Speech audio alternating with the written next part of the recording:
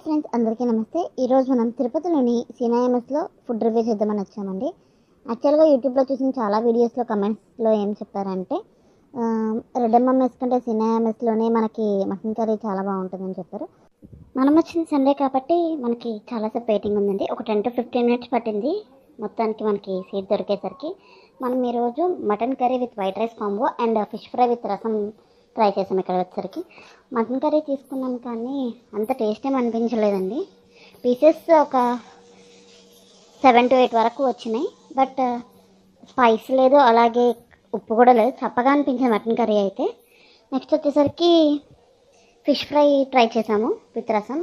అది కూడా అంత టేస్ట్ ఏం అనిపించలేదు, ఓవర్గా కోటింగ్ అనిపించింది.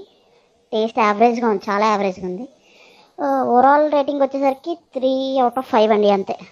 సో నా సజెషన్ ప్రకారం కొత్తగా వెళ్ళాలి అనుకునే వాళ్ళైతే ఓవర్గా ఎక్స్పెక్టేషన్ పెట్టుకుని వెళ్ళకండి.